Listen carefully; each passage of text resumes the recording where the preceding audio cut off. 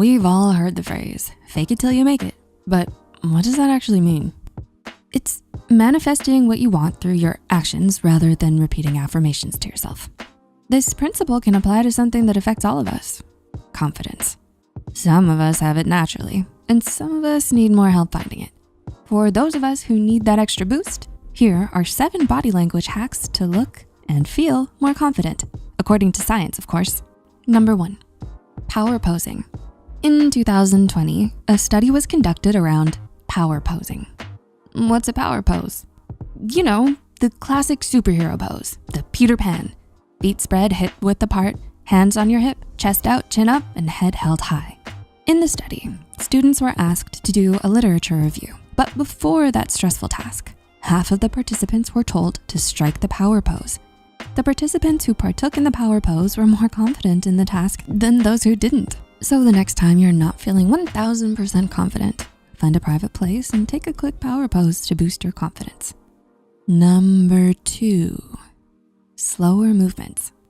When you plan something, this is a proactive and calm approach. When we don't plan, this causes us to rush and can cause us to be frantic. This principle also applies to your movements. Life coach Tony Robbins explains this in his article revealing his top 10 confident body language hacks.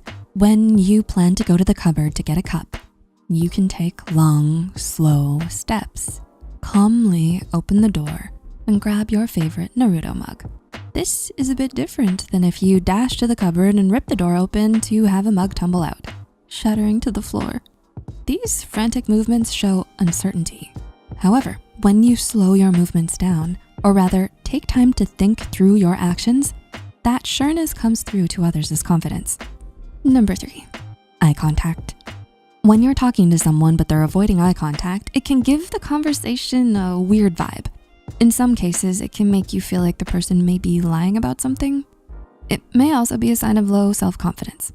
Subconsciously, the person may not feel equal to the person or people they're talking to, so they don't make eye contact. In 1988, Carolyn Atkins did a study on eye contact of public speakers.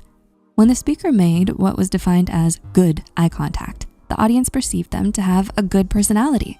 If there was minimal or no eye contact, the audience perceived the speaker negatively. Now, we don't want non-blinking staring eye contact. That can be creepy. Stop that.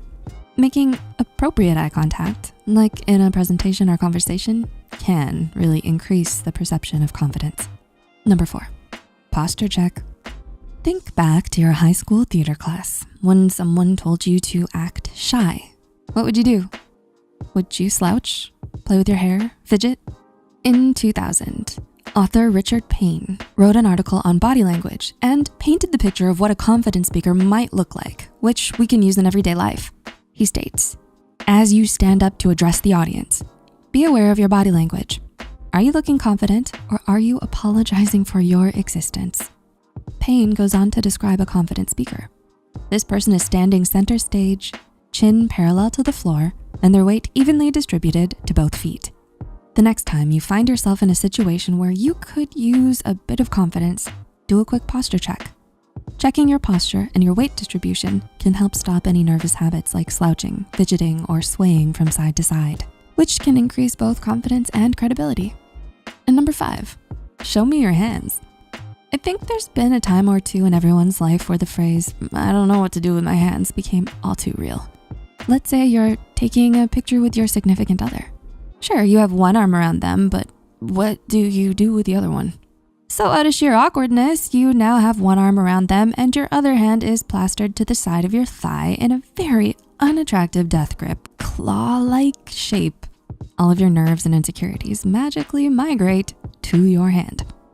In his book, The Dictionary of Body Language, retired FBI agent Joe Navarro explains how you can use your hands to display confidence. When you show your hands, either by gesturing or resting them in plain view, this reflects how confident you are. Some hand positions to show confidence are showing your palms, steepling, and interlocking your fingers with your thumbs up. It shows that you don't need to self-soothe during a potentially stressful situation. This is just another quick hack to show your confidence. There can be a lot of reasons why you're not feeling the most confident, whether it's asking someone out, doing a presentation at school, or asking for a raise. We hope these body language hacks give you the boost you need.